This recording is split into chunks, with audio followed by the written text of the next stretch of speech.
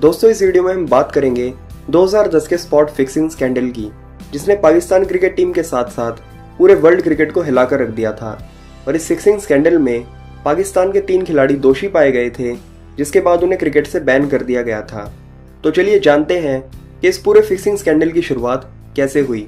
ये बात है जुलाई साल 2010 की, जब Pakistan cricket team 4 test match, 5 one day और 2 टी20 मैच खेलने के लिए इंग्लैंड के टूर पर गई थी।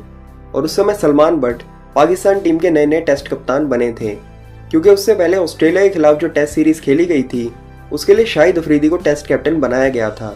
लेकिन उस सीरीज के पहले ही टेस्ट मैच में हार के बाद शाहिद अफरीदी ने टेस्ट कैप्टनसी से रिजाइन दे दिया था और टेस्ट क्रिकेट से भी संन्यास ले लिया था। जिसके बाद पीसीबी ने सलमान बट को पाकिस्तान का नया टेस्ट कैप्टन बनाया था और सलमान बट की कैप्टनसी में पाकिस्तान ने ऑस्ट्रेलिया से दूसरा टेस्ट मैच जीत लिया था और इस सीरीज को 1-1 की बराबरी पर खत्म किया था। ऑस्ट्रेलिया के बाद अब पाकिस्तान को इंग्लैंड के खिलाफ एक टेस्ट सीरीज खेलनी थी। इस सीरीज का पहला टेस्ट मैच नॉटिंघम में खेला गया था, जिसमें पाकिस्तान टीम को एक बहुत बड़ी हार का सामना करना पड़ा था। और दूसरे टेस्ट मैच में भी इंग्लैंड ने पाकिस्तान को बड़ी आसानी से हरा दिया था। लेकिन इन दोनों ही टेस्ट मैचेस में पाकिस्तान के बॉलर्स ने बहुत ही शानदार गेंदबाजी की थी। लेकिन तीसरे टेस्ट मैच से 2 दिन पहले इंग्लैंड के एक newspaper news of the world ने एक स्टिंग ऑपरेशन की शुरुआत की, जिसमें न्यूज़ ऑफ द वर्ल्ड का अंडरकवर रिपोर्टर मजहर माजिद से मिला, जो कि एक बुकी था। उस रिपोर्टर ने माजिद को बताया कि वो एक बहुत बड़ा बिजनेसमैन है और वो एक क्रिकेट टूर्नामेंट ऑर्गेनाइज करना चाहता है और वो माजिद से मदद चाहता है कि वो पाकिस्तान टीम के कुछ स्टार प्लेयर्स को इस टूर्नामेंट में लाने के लिए उनकी मदद करें। जिस पर माजिद ने कहा कि वो कुछ प्लेयर्स को जानता है, लेकिन वो उन सभी को इस टूर्नामेंट में तभी ला पाएगा जब वो इस टूर्नामेंट की प्राइज मनी को कम से कम $1 मिलियन तक रखते हैं, क्योंकि अगर प्राइज मनी ज़्यादा होगी तो प्लेयर सिर्फ खेलने नहीं बल्कि जीतने आएंगे। जिसके बाद रिपोर्टर ने पूछा कि क्या वो कुछ प्लेयर्स को उनके अकॉर्डिंग खेलने के लिए कन्विंस कर सकते हैं, जिससे वो उनके ऊपर बैट लगा सकें। जिस पर माजिद ने कहा कि सब कुछ हो सकता है और अगर वो सच में बैट लगाना चाहते हैं तो 2 दिनों के बाद 1.5 लाख पाउंड के साथ उनसे लंदन के बॉम्बे ब्रेसियर होटल में मिलें। और इसी बीच इंग्लैंड और पाकिस्तान के बीच ओवल में तीसरा टेस्ट मैच शुरू हो चुका था, जिसके बाद न्यूज़ ऑफ द वर्ल्ड का अंडरकवर रिपोर्टर 1.5 लाख पाउंड के साथ मजहर माजिद से होटल में मिलने गया और माजिद ने उस रिपोर्टर को बताया कि वो कैसे मैच फिक्सिंग करके अब तक करोड़ों रुपए कमा चुका है।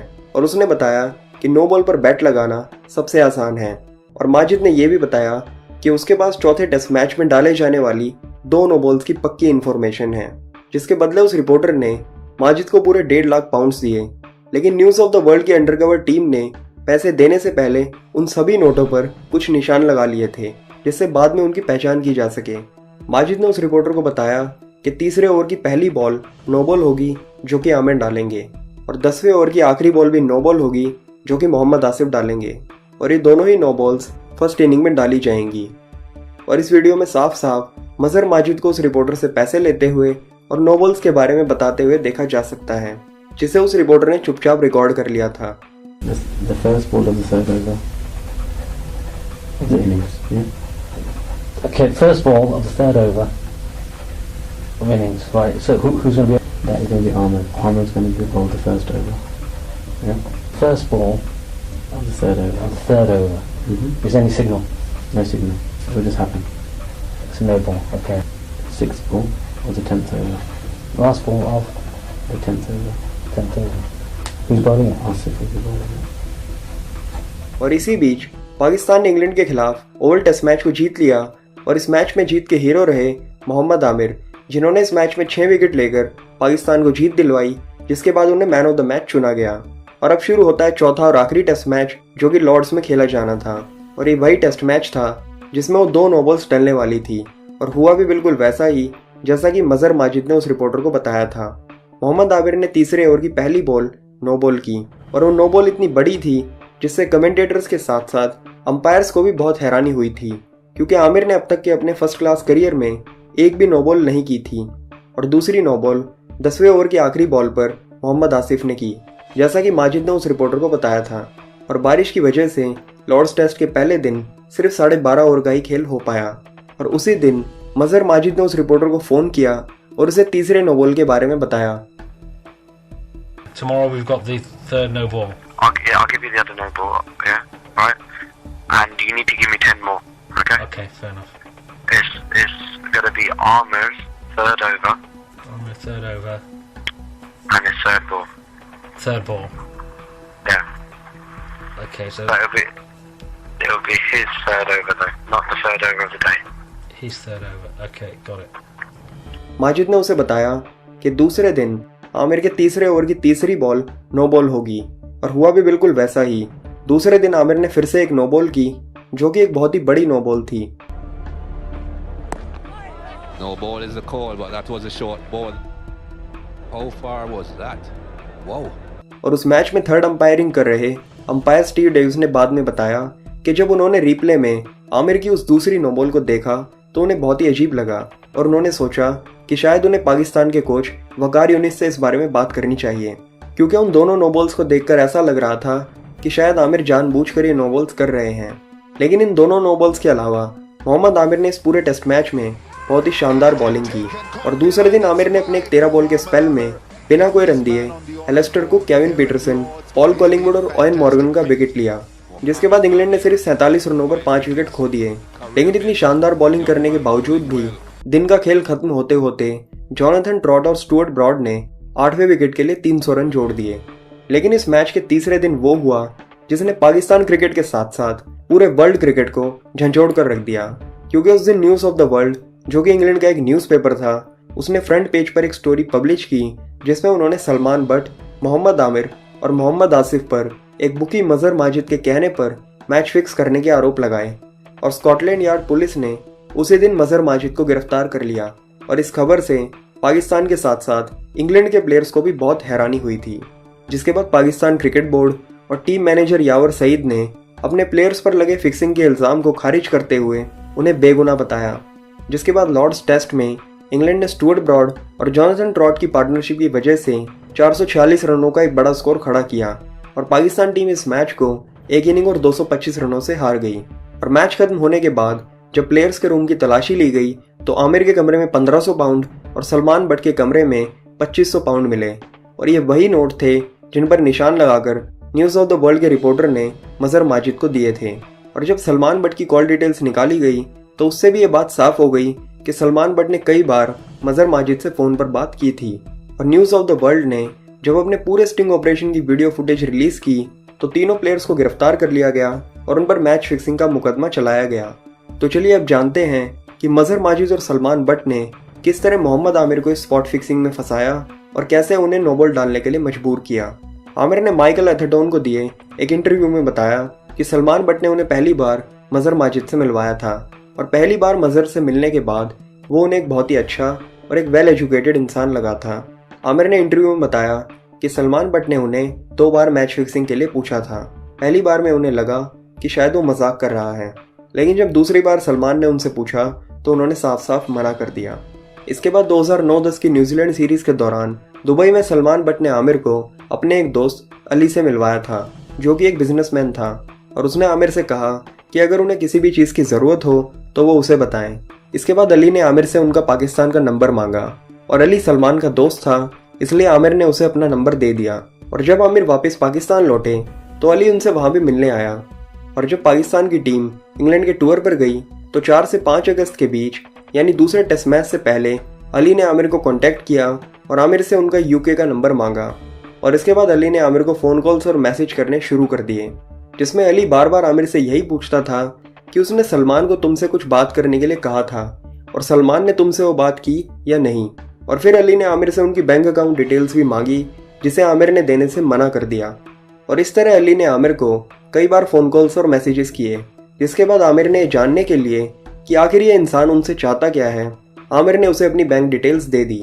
जिसके बाद अली ने आमिर को मैच फिक्स करने का ऑफर दिया, जिसके बाद आमिर ने अली से बात करना बंद कर दिया और आमिर ने सभी मैसेज सलमान को दिखाए, लेकिन सलमान बट ने हंसकर इस बात को टाल दिया और कहा कि शायद वो तुमसे मजाक कर रहा होगा।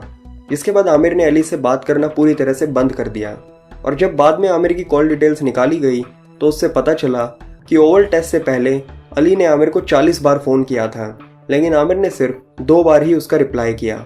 और जैसा कि आप सभी जानते हैं कि ओवल टेस्ट मैच पाकिस्तान ने जीता था और उसमें Mohammad Amir man of the match रहे थे। और अब इस केस में एंट्री होती है मजहर माजिद की। 25 अगस्त यानी लॉर्ड्स टेस्ट मैच से एक दिन पहले मज़हर माजिद ने आमिर को फ़ोन किया और कहा कि उसे कुछ बहुत ज़रूरी बात करनी है और वो उनसे होटल की पार्किंग में आकर मिले। जिसके बाद आमिर पार्किंग में पहुंचे और मज़हर की कार में जाकर बैठ गए। और आमिर के कार में बैठते ही माजिद ने आमिर से कहा कि आमिर तुम तो बड़ी मुश्किल में फंस चुके हो और तुम्हारा तो करियर दांव पर लग चुका है। ये सुनकर आमिर थोड़े चौंक गए और उन्होंने कहा कि आखिर उन्होंने ऐसी कौन सी गलती कर दी। जिस पर माजिद ने कहा कि तुम्हारे और अली के फ़ोन कॉल्स और मैसेजेस की डिटेल्स आईसीसी में पहुंच चुकी है। जिस पर आमिर ने कहा कि उसने अली से ऐसी तो कोई भी बात नहीं की और जब अली ने उसे मैच फिक्सिंग का ऑफर दिया तो उसने अली को साफ साफ मना कर दिया और उससे बात करना भी बंद कर दिया। तो माजिद ने कहा कि मुझे इस बारे में तो कुछ नहीं पता, लेकिन इस केस में तुम्हारा नाम आ रहा है और अब ये केस खुल चुका है। ये सब सुनकर आमिर थोड़ी देर के लिए घबरा गए, क्योंकि उस वक्त आमिर एक तो बहुत ही यंग थे, सिर्फ 18 साल के थे और उन्हें अभी टीम में आए लगभग 1 साल ही हुआ था।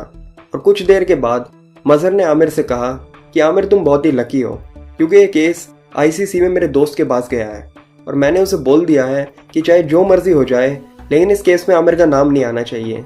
लेकिन फिर मज़हर ने कहा कि आमिर इसके बदले तुम्हें मेरा एक काम करना होगा। और उस वक्त तक सलमान बट भी गाड़ी में आकर बैठ चुका था। मज़हर ने कहा कि तुम्हें लॉर्ड्स टेस्ट में मेरे लिए 2 नो बॉल करने होंगे। जिस पर आमिर ने जवाब दिया कि वो ऐसे नो बॉल नहीं कर सकते और उन्होंने तो आज तक कभी प्रैक्टिस मैच में भी नो बॉल नहीं की।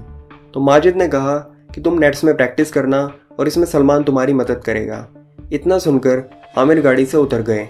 और इसी बीच मज़हर माजिद ने मोहम्मद आसिफ को भी नो बॉल करने के लिए तैयार कर रखा था, जिसके लिए आसिफ को 65,000 पाउंड्स मिलने वाले थे।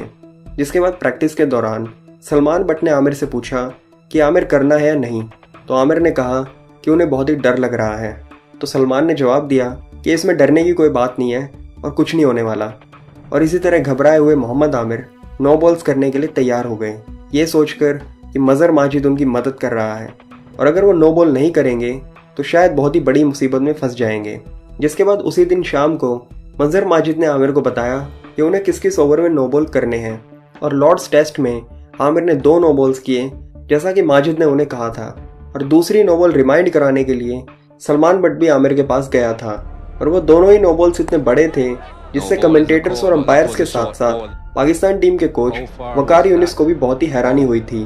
और लंच ब्रेक के दौरान वकार यूनिस खुद मोहम्मद आमिर के पास गए और कहा ये क्या किया है तुमने। जिस पर सलमान बट ने जवाब दिया और कहा कि मैंने इसे थोड़ा निकलकर बाउंसर डालने के लिए कहा था। और लॉर्ड्स टेस्ट के दूसरे दिन का खेल खत्म होने के बाद मज़हर माजिद शाम को आमिर से मिलने आया और उसने कहा कि आज वो बहुत खुश हैं और वो आमिर को 1500 पाउंड्स देने लगा, जिसे लेने से आमिर ने मना कर दिया। आमिर ने माइकल एथरटन को दिए इंटरव्यू में बताया कि उस दिन वो समझ चुके थे कि ज़रूर इसने नो बॉल्स पर बैट लगाई थी और ये कहीं ना कहीं से पैसे जीत कर आया है। आमिर ने कहा कि उन्हें इन पैसों की कोई ज़रूरत नहीं है और उनके पास खुद के पैसे हैं, लेकिन मज़हर ने फिर भी कहा कि तुम ये पैसे रख लो क्योंकि आज मैं बहुत ही खुश हूँ। और मज़हर ने एक एनवेलप में आमिर को 1500 पाउंड्स दिए। जिसके बाद न्यूज़ ऑफ द वर्ल्ड ने मैच फिक्सिंग की पूरी स्टोरी पब्लिश कर दी, जिसमें मज़हर माजिद, सलमान बट, मोहम्मद आमिर और मोहम्मद आसिफ सभी के नाम थे। आमिर ने अपने इंटरव्यू में बताया कि जब पुलिस उनके रूम की तलाशी लेने के लिए आई तभी उन्होंने अली को मैसेज किया और कहा कि वो उनके बीच हुई सभी चैट्स को डिलीट कर दें, क्योंकि आमिर को अभी भी यही लग रहा था कि शायद आईसीसी को उनके और अली के फ़ोन कॉल्स और मैसेजेस के बारे में पता चल चुका है। लेकिन बाद में जब न्यूज़ ऑफ द वर्ल्ड ने अपना पूरा स्टिंग ऑपरेशन रिलीज़ किया तब आमिर को पता चला कि ये सब कुछ अली की वजह से नहीं बल्कि उन नो बॉल्स की वजह से हुआ है जो उन्होंने लॉर्ड्स टेस्ट में डाली थी। जिसके बाद आमिर के कमरे में 1500 पाउंड्स और सलमान बट के कमरे में 2500 पाउंड्स मिले और ये वही नोट थे जिन पर न्यूज़ ऑफ द वर्ल्ड के अंडरकवर रिपोर्टर ने निशान लगाकर उन्हें मज़हर माजिद को दिए थे। और जब चौथे दिन टेस्ट मैच खत्म हुआ तो आमिर को मैन ऑफ द सीरीज़ का अवार्ड मिला, जिसके बाद उन्हें गिरफ्तार कर लिया गया। और ये एक बहुत ही अजीब सा मोमेंट था, क्योंकि एक तरफ Aamir man of the series हैं और दूसरी तरफ वो स्पॉट फिक्सिंग के लिए गिरफ्तार होने वाले थे। इस केस में जब मोहम्मद आमिर का नाम आया तो माइकल होल्डिंग को भी बहुत दुख हुआ और वो बहुत ही इमोशनल हो गए। उन्होंने कहा कि ये बहुत ही दुख की बात है कि एक 18 साल का इतना टैलेंटेड लड़का मैच फिक्सिंग में फंसा है और वो ये बात दावे के साथ कह सकते हैं कि आमिर ने खुद नहीं किया है बल्कि किसी ने उनसे ज़बरदस्ती करवाया है। It just doesn't look good. I know, and he went over by a distance. You know, it was not a small no ball, and we haven't seen that from him before. But it is so sad, David, an 18-year-old with that sort of talent, And then for him to be getting involved in this, I'm absolutely sure he didn't go looking for anyone. Someone has dragged him into this. And it is so sad. Yeah, if it's true, yeah. जिसके बाद मजहर माजिद समेत तीनों players पर match fixing का मुकदमा चलाया गया और आमिर ने अपनी गलती को मान लिया और उन्होंने कहा कि हाँ उनसे ये गलती हुई है और उन्होंने मजहर माजिद के कहने पर वो नो बॉल्स किए थे और ये उनकी बहुत बड़ी गलती थी जिसके लिए वो पूरे पाकिस्तान से और अपने सभी फैन से माफ़ी मांगते हैं। लेकिन दूसरी तरफ मोहम्मद आसिफ और सलमान बट यही कहते रहे कि वो बेगुनाह हैं, लेकिन बाद में उन्होंने भी ये माना कि हाँ उन्होंने मजहर माजिद के कहने पर मैच फिक्सिंग की थी, जिसके लिए उन्होंने पूरे पाकिस्तान से और सभी फैन से माफ़ी मांगी। और मैच फिक्सिंग के आरोप में मोहम्मद आमिर को 6 महीने की जेल, 5 साल का बैन और 9,389 पाउंड का फ़ाइन लगा। वहीं सलमान बट को 2.5 साल की जेल, 10 साल का बैन और 30,937 पाउंड का फ़ाइन लगा और मोहम्मद आसिफ को 1 साल की जेल, 7 साल का बैन और 8,120 पाउंड का फ़ाइन लगा। और मैच फिक्सिंग करवाने के जुर्म में मजहर माजिद को 2 साल 8 महीने की जेल और उस पर $56,554 का फ़ाइन लगा। लेकिन बाद में मोहम्मद आमिर की सज़ा को घटाकर 3 महीने, सलमान बट की सज़ा को 7 महीने और आसिफ की सज़ा को घटाकर 6 महीने कर दिया गया और आसिफ और सलमान बट पर लगे बैन को भी घटाकर 5-5 साल कर दिया गया। मोहम्मद आमिर पर जब बैन लगा तो सबको यही लगा कि शायद अब वो कभी दोबारा क्रिकेट नहीं खेल पाएंगे, लेकिन अपना बैन खत्म होने के बाद आमिर ने बहुत ही मेहनत की और एक बहुत ही ज़बरदस्त वापसी की और आज वो पाकिस्तान टीम का हिस्सा हैं। आमिर ने अपने इंटरव्यू में बताया कि मजहर माजिद ने जब उन्हें नो बॉल करने के लिए कहा था तो उन्हें ये बात पीसीबी को बतानी चाहिए थी, लेकिन उन्होंने ये बात किसी को भी नहीं बताई, जो कि उनकी सबसे बड़ी बेवकूफ़ी थी। जब मोहम्मद आमिर ने 5 साल के बाद क्रिकेट में वापसी की तो विराट कोहली ने भी उनके लिए कहा कि अगर आमिर 5 साल तक क्रिकेट खेलते तो आज एक अलग ही लेवल पर होते, लेकिन उनके लिए आज भी मोहम्मद आमिर एक वर्ल्ड क्लास बॉलर हैं। मुझे काफ़ी खुशी हुई उनको देख के कि उन्होंने जो उनकी गलती थी उन्होंने रियलाइज़ की, उसको सुधारा और न्यूजीलैंड में जाके खेला। बॉलर तो हमेशा से वो वर्ल्ड क्लास रहे हैं। मैं ज़रूर मानता हूँ कि अगर वो ये पिछले 5 साल खेलते तो आज आई थिंक वर्ल्ड के टॉप 2 या 3 बॉलर्स में होते। I wish him all the best. उन्होंने मेहनत करके वापस इस स्टेज तक आए हैं, उसमें बहुत करेज लगती है और I wish him all the best. तो दोस्तों ये थी एक वीडियो 2010 के स्पॉट फिक्सिंग स्कैंडल पर। अगर आपको ये वीडियो पसंद आई है तो इसे लाइक करें और ज़्यादा से ज़्यादा शेयर करें। और अगर आप ये वीडियो फेसबुक पर देख रहे हैं तो हमारे फेसबुक पेज को भी लाइक करें और मुझे कमेंट सेक्शन में बताएं कि और किस टॉपिक पर आप वीडियो देखना चाहेंगे।